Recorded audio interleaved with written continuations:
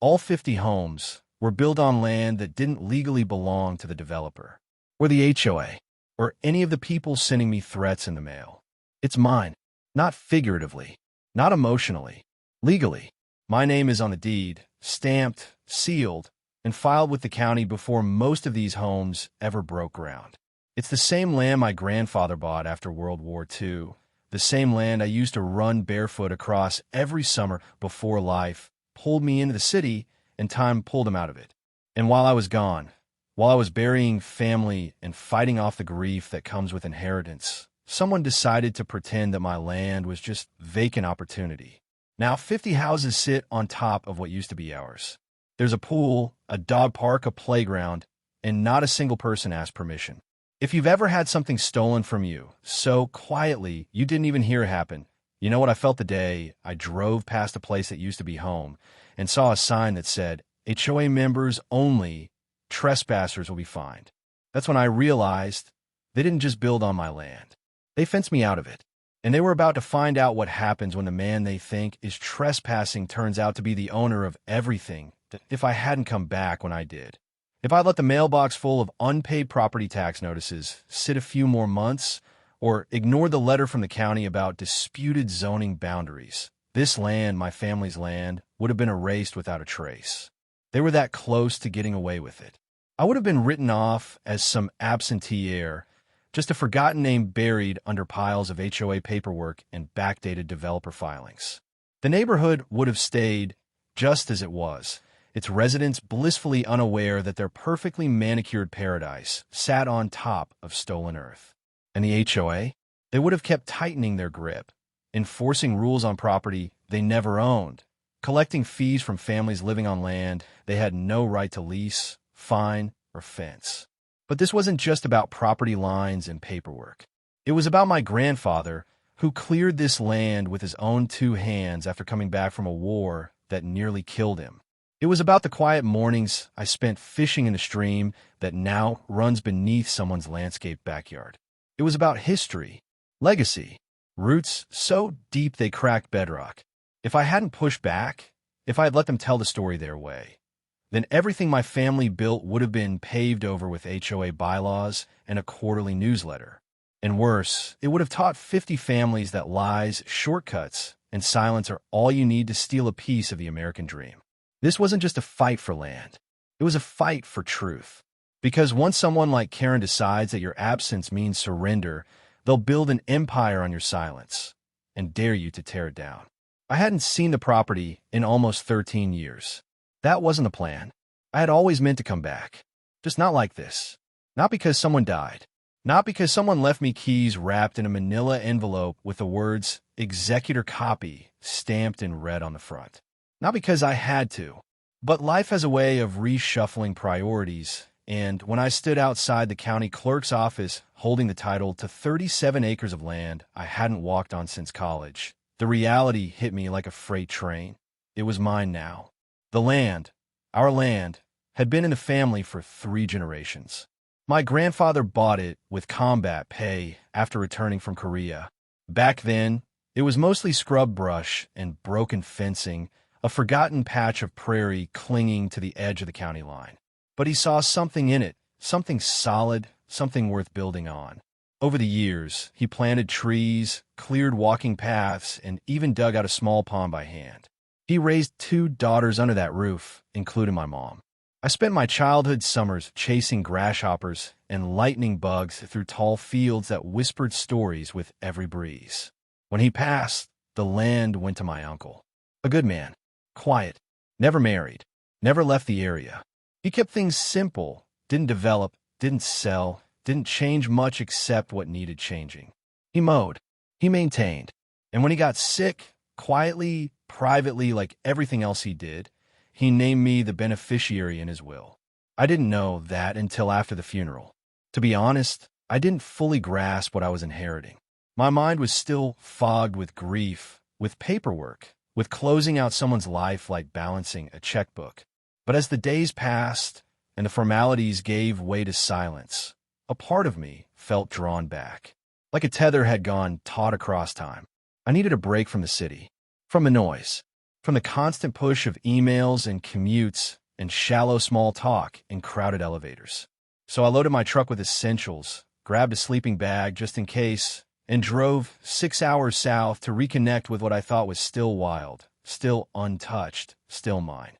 That illusion lasted exactly 14 minutes. The gravel road I remembered from childhood was now paved, neatly, cleanly, with bright white lane markings and manicured hedges lining the shoulder. I passed a sign that made me slow down. Oakwood Bluffs Community, deeded HOA development. I figured I'd taken a wrong turn, but my GPS insisted otherwise. The entrance had a gate, a real one, wrought iron, with stone pillars and a keypad. Beyond it stretched identical houses, 50 of them at least, stacked in neat rows, each with a regulation-sized porch, color-coordinated shutters, and mailbox clusters. It looked like every other suburban development stamped across America, only worse because it was on my land. I drove around the perimeter confused, dazed.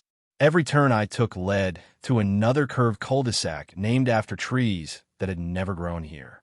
Birch Loop, Willow Circle, Maple Hollow. I didn't see any birch or willows, just trimmed sod and hedges and more signs. Private property, HOA members only. No trespassing, no soliciting, no unauthorized access. The irony was suffocating. I finally pulled over at a small gravel shoulder near where the old trailhead used to begin, the trail my grandfather and used to walk together, where he taught me how to skip stones and identify bird calls. The path was gone now. In its place stood a glossy bulletin board encased in glass with a map of community walking routes, picnic zones, pet way stations, and something called the Karen J. Whitmore Garden Pavilion, dedicated by the HOA board in 2018. I got out of my truck and just stood there. What the hell? At first, I thought it had to be a mistake. Maybe the development only touched the edge of the property line. Maybe some real estate mix-up, a lease agreement my uncle signed in a moment of financial desperation. But deep down, I already knew. This wasn't a corner of the land. This was the heart of it. The part my grandfather built by hand. The part my mother grew up on. The part where my uncle spread her ashes by the edge of the old pond when cancer took her too early. They had paved over a grave. That night, I stayed in a motel. I couldn't bring myself to drive back to the city. I needed answers, needed time. So I pulled out the will, the deed, and the survey documents I'd picked up from the courthouse. Then I started comparing the maps, mine versus theirs. And the deeper I looked, the worse it got. My land hadn't been sold. Not legally. There was no record transfer. No sale documents filed with the county. No easements recorded. What did exist were several development permits that referenced adjacent land parcels, but none that included my family's lot numbers. The development had been built on top of a paperwork shell game. Parcels were incorrectly labeled. Tax records hadn't been updated in over a decade. And someone, somewhere, had rubber-stamped just enough forms to let construction go forward under the assumption that the land was either abandoned or reclaimed. It wasn't abandoned. It was inherited, and it was mine. I went back the next morning, this time on foot. I walked the sidewalks as if I belonged there, because I did. No one questioned me at first. Most people were out for the day, probably at work or shuttling kids to soccer games. But a few neighbors looked at me with cautious suspicion. I got the feeling they were used to following the rules, whatever those rules were. And then I saw it. The house. The one with the red shutters. That was where my uncle's home used to sit. It was gone now, replaced by a 2-story beige and stone monstrosity with a 3-car garage and a patio set out front that still had the price tags hanging from the chairs. No trees, no tool shed, no wind chimes, just a pristine, soulless box built on the bones of something real. I stood there for a long time, not angry, not yet, just hollow. Then a voice behind me cut through the haze. "Can I help you?" I turned to see a woman in her 50s, wearing tennis shoes and a zippered fleece with the same HOA logo I'd seen on the entrance gate. She held a clipboard, of course, and had a name tag pinned to her chest. Karen W. "You've got to be kidding me. I used to live here," I said simply. "Oh," she asked, cautious. "My family owned this land," I added, "before all this was here." She tilted her head. "Well, this is all part of Oakwood Bluffs now. Private community. Members only. If you don't have a guest pass, I'll have to ask you to leave. She said it politely, but there was steel behind it. I stared at her for a moment. I wanted to yell, to scream, to drop the folder of legal documents I had tucked under my arm and watch her face twist in panic. But I didn't. Not yet. Instead, I just nodded. Sure, I said. I'll leave. Because this wasn't going to be solved by shouting on a sidewalk. This was going to take strategy. That afternoon, I made 3 phone calls, one to the county zoning office, one to a land use attorney, and one to an old friend from college who now worked in title insurance litigation. By the end of the week, I had copies of every public document related to the HOA development. I had photos of the construction permits, maps of the fake parcel divisions, and a paper trail of who signed what and when. It all pointed to the same truth. They had no legal right to be there. 50 houses, dozens of driveways, miles of pavement, built on a lie. And I was going to make sure they felt every inch of it, that I didn't show up on their radar until I returned a second time. This time not just to look, this time to stay. 3 weeks after my first visit, I came back with a plan. I'd rented a storage unit in town, loaded it with essentials, and parked my truck just past the HOA's view. I pitched a tent near the edge of the old pond, what used to be my uncle's favorite spot to sit and watch the water bugs skitter across the surface. It wasn't flashy. It wasn't meant to be. I just needed a few nights under the stars, a few deep breaths, and a chance to remind the soil who I was. That night it rained. Not hard, just enough to make the grass smell the way it used to, damp, clean, earthy. I was half asleep when I heard it, the low crunch of gravel under tires. Then voices. Stern, irritated. I unzipped the tent to find 2 patrol cars idling at the edge of the clearing. Their lights weren't flashing, but their presence was loud enough. And standing beside them, clipboard in hand, fleece zipped to her neck, smugness baked into every inch of her posture, was Karen. Again. This time, she didn't say hello. This is unauthorized camping, she announced as if reading from script. This is a residential neighborhood. You can't just set up tents wherever you like. I stood up slowly, brushing water from my jacket. This isn't a neighborhood. It's my property. One of the deputies stepped forward. Sir, we've received a complaint about trespassing. Do you have ID? I handed it over. You say this is your land? He asked, skeptical. I nodded and gestured toward a binder in the truck bed. Date. Survey. Will. Take your pick. They flipped through the documents, eyebrows rising with each turn of the page. Karen peered over their shoulders, trying to insert herself. I don't think that's accurate, she said tightly. We've had this development zoned and platted for years. He's not on any of our records. That's because your records are wrong. I snapped. The deputy looked between us.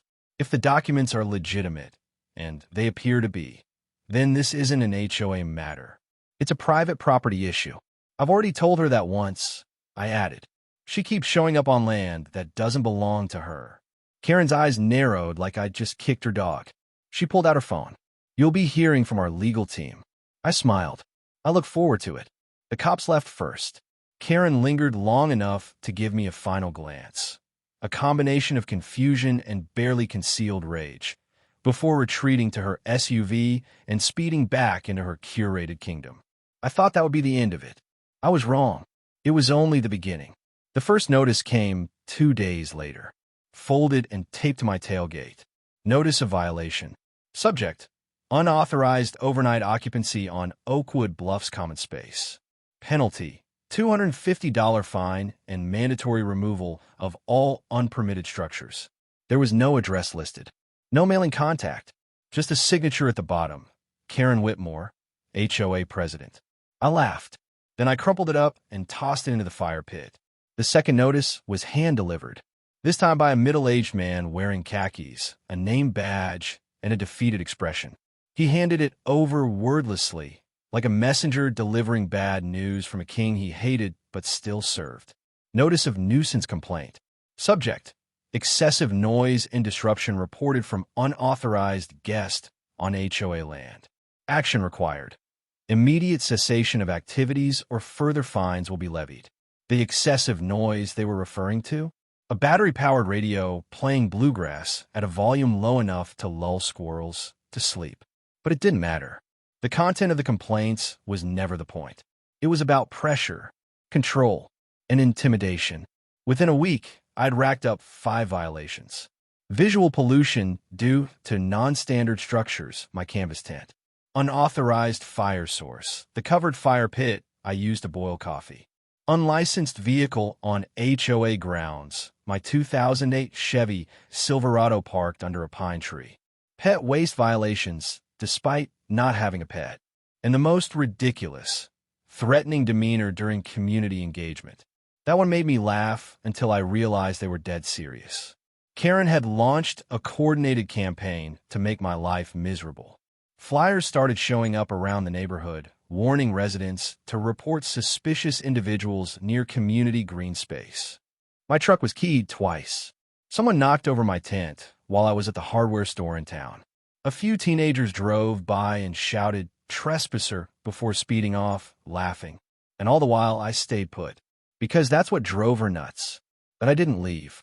That I didn't flinch. That I knew. It came to a head one morning just after sunrise. I had just poured coffee into a dented thermos when a white Lexus pulled up at the edge of the trail. Karen stepped out, this time not alone. A man in a suit, thin, balding, overconfident, followed behind her. She introduced him as our counsel, but I already knew his type, the kind who made a living off technicalities and scare tactics. He handed me a letter. It was printed on expensive paper, full of threats and legal-sounding language, accusing me of impersonating a landowner and intentionally deceiving a residential board. I didn't even finish reading it. I pulled my own folder from the truck, opened it, and handed him a copy of my deed. Filed, certified, stamped, dated before a single one of your homes broke ground. He hesitated. Karen did not. "This won't end well for you," she snapped. "You're harassing families. You're making children uncomfortable." I stepped closer, lowering my voice just enough to make her listen. "You built 50 homes on stolen land, Karen. You painted over graves and history and claimed it as your own. And now that someone's come back to reclaim it, you're pretending I'm a problem?" Her lawyer opened his mouth to speak, but I cut him off. "Unless you're here to admit wrongdoing or cut a check, get off my property." They left without another word. But that wasn't the last I heard of it. 3 days later, I received an official-looking envelope from the Oakwood Bluffs HOA. Inside was a new compliance package addressed to all local residents. I wasn't a resident. I was the owner. Still, I read through it, just to see what they were saying. It included a proposed new bylaw revision that would authorize the HOA board to take legal action against unauthorized land occupiers, squatters, or non-member residents residing within the visual scope of community boundaries. Visual scope. They were rewriting policy to justify getting rid of me. And they were doing it in writing. I scanned every page, photographed every note, and sent the whole thing to Lucas, my land attorney. His response was short. "They're walking into a fire they can't put out. Hold the line." And I did. Because here's the thing no HOA newsletter ever tells you. When your house is built on someone else's land, no amount of power washing or petty fines can clean that away. All it takes is one person with a deed, a backbone, and a really good memory. And Karen had just picked the wrong man for all 3. I was raised to believe that facts speak louder than fear. And after weeks of lies, fines, and threats, I was ready to let the truth do the talking. The day after Karen and her paper-pushing lawyer tried to bluff me off my own land, I drove into the county records office at 8 a.m. sharp. Not the online portal. The actual brick-and-mortar building with yellowed filing cabinets and one underpaid clerk who knew more than most lawyers. Her name was Carol, and she had a memory like a steel trap. "Looking for something specific?" she asked as I leaned over the counter. "Yeah," I said. "A theft." She raised an eyebrow. In 2016, I explained, "Oakwood Bluffs HOA built 50 houses. I own the land they built it on. But somehow, someone got permits to build on it anyway. I need every document you have on the development. Plats, zoning changes, permits, variances, ownership records. Anything with a signature." She stared at me for a moment, nodded once, and disappeared into the archives like a librarian on a mission. What she came back with shouldn't have existed. There was a development plan dated February 2015, submitted by a company called Horizon Point Development, LLC. It included parcel maps, drainage reports, and a zoning variance request. But here's where it got weird. The parcel number listed for development was mine, but the name on file was not. It wasn't my uncle's. It wasn't mine. It was Gregory A. Prescott. I didn't know a Gregory Prescott. Neither did Carol. Sometimes these LLCs buy land in bulk from absentee owners, she said carefully. Maybe he purchased it? No, I said flatly. There was never a sale. My uncle never sold this land to anyone. I went home, printed my deed, and brought it back the next day. Together, we compared signatures. And that's when I saw it. The transfer document from Prescott to Horizon Point had a signature for my uncle, except it wasn't his. I knew my uncle's handwriting. I had dozens of his notes, birthday cards, even a pocket Bible with his name written inside the cover. This signature was wrong. Stiff, angular, mechanical, forged. I can't say it officially, Carol whispered, glancing over her shoulder, but I've seen a lot of fake signatures. That one's faker than a $3 bill. I took everything. Copies, photos, notes. Then I called Lucas. He didn't say a word for a full 30 seconds after I laid it all out. Then, in the kind of voice you only hear in courtrooms and war zones, he said, "They're done." What followed was a 3-week blitz of investigation, documentation, and strategy. Lucas and I built a legal case so airtight it could suffocate. We hired a handwriting analyst who confirmed the signature was fraudulent. We subpoenaed records from Horizon Point. Turns out, the developer had a history of shady deals, 2 lawsuits pending in neighboring counties for title confusion. And when we traced the LLC's formation, guess who signed off on the zoning variance? A local planning commissioner named Harold Vexley, a man who just happened to be Karen Whitmore's cousin. Small town, big corruption. Lucas drafted a cease and desist so thick it looked like a college thesis. Included were property deed chain from 1962 to present, forensic signature report, county records showing misfiled parcel IDs, email logs from Horizon Point's real estate team using expedited zoning favors from Vexley, affidavits from 2 retired neighbors who remembered my uncle refusing to sell to anyone with a suit and a golf course blueprint. We didn't send it to Karen. We sent it to the entire HOA board. Each envelope hand-delivered. Each one marked Notice of Pending Action. Then we waited. 3 days passed. Then came the meeting. Monthly HOA board gathering. Normally quiet. Routine. This one? Standing room only. It was held in the community clubhouse, a building partially built on my property, ironically enough. I arrived with Lucas by my side and a thick binder of evidence under my arm. No theatrics, no warning, just calm, deliberate presence. And when Karen saw me walk through those doors, her face dropped like a stage curtain. She stood at the front table, surrounded by the board, men and women in polos and khakis who had no idea they were about to witness a reckoning. Karen cleared her throat. "Before we begin," she said stiffly, "we have an uninvited guest. Mr. Thorncroft, this is a members-only meeting." I didn't move. Lucas stepped forward and handed her a copy of the county assessor's map. Respectfully, he said, "This meeting is being held on land you have no legal right to occupy. And this man, Mr. Thorncroft, is here to correct the record." Gasps. Whispers. Karen flushed red. "That's not true," she snapped. Lucas opened the binder, held up a notarized copy of my deed, and began reading from the timeline. 1962, original purchase by Thomas Thorncroft. 1989, transfer to Michael Thorncroft. 2019, inheritance filed to Eli Thorncroft. No recorded sale. No recorded lease. No permission for development. He continued calmly, methodically, like a surgeon exposing rot under pristine skin. Then he turned to the forged document. "This signature," he said, "was used to fraudulently transfer ownership of this land to a developer who built 50 homes on property that was never for sale. We have a forensic handwriting analysis, signed by a court-accepted expert, confirming this signature is not authentic." The room went silent. Karen stammered. This is baseless." He's making wild accusations. Lucas smiled, politely but with teeth. We've submitted copies to the district attorney's office. As of this afternoon, your cousin, Mr. Vexley, is under investigation for zoning fraud. And if we have to file civil claims against every board member who enabled this theft, we will. But we came here tonight to offer you an alternative. He nodded at me. I stepped forward, voice steady. This land belongs to my family. It always has. I didn't come here to destroy your homes. I came here to stop the lies. You've been living under a false authority, charged fees by people who never had the right to stand where they're standing. Murmurs. A man near the back stood up. Is this true? Lucas nodded. Absolutely. Another voice. So what happens now? I glanced around the room. I'm not here to punish people who bought homes in good faith. But the HOA? It's done. You're not collecting another dollar from anyone on this land. You don't control it. You never did.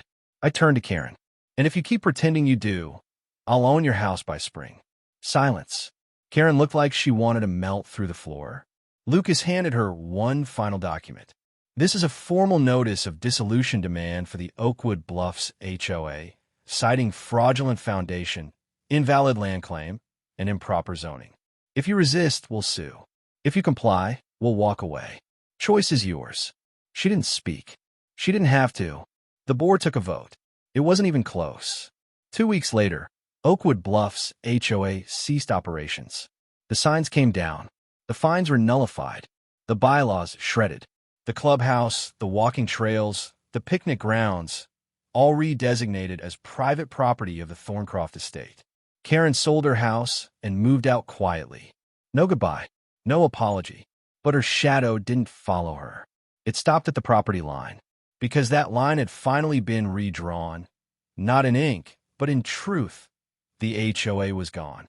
Not in theory, not just on paper. It was gone, completely dissolved, its records purged, its bylaws invalidated. The signs were taken down. The monthly meetings ended. The fines revoked. The community board was cleared out.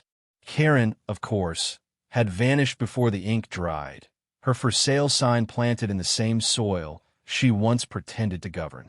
But the homes? They were still there. 50 of them. Families. Children. People who had no idea they'd been part of a crime when they signed their mortgage paperwork.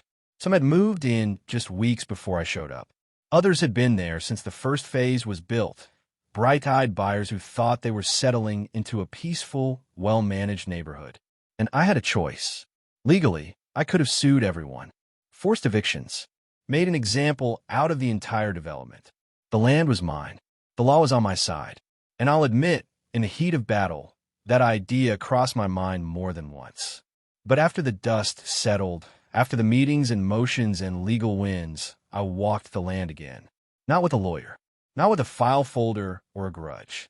Just me. Just silence. And it felt different. Not just mine, but ours. Because no matter how it got built, the neighborhood existed now. Kids were riding bikes through the same woods where I used to run barefoot. Families were hosting cookouts on patios that hadn't been there when I was a boy.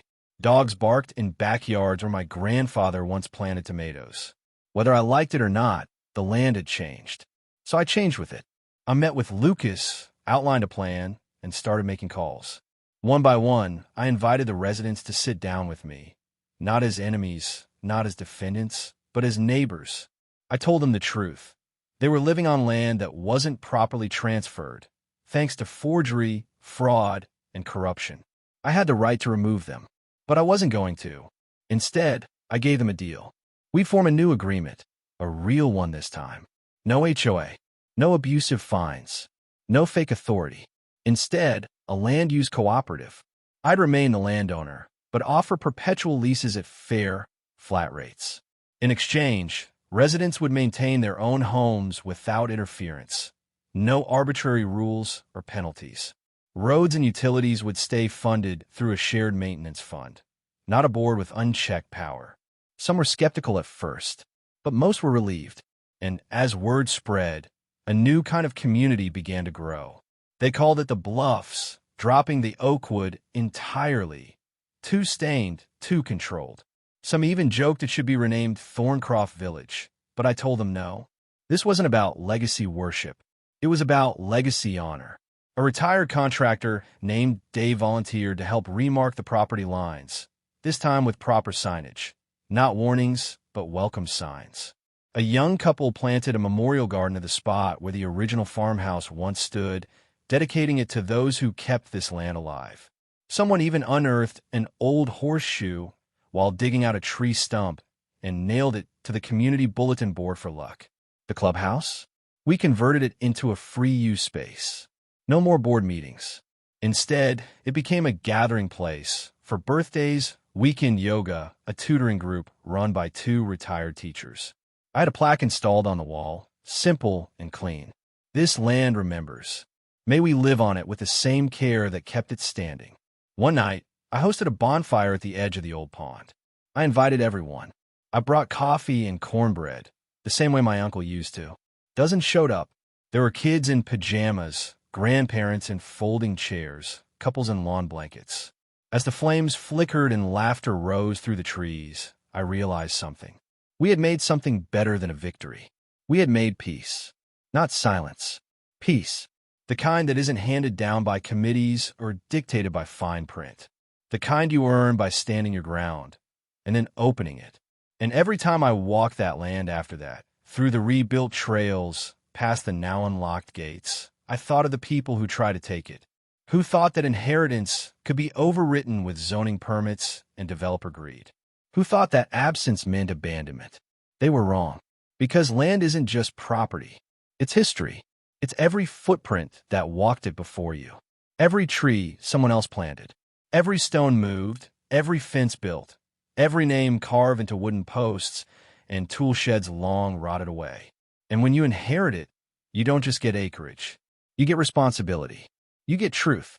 And you protect it, not just with lawyers or lawsuits, but by making damn sure that when someone tries to rewrite its story, they remember whose name was there first.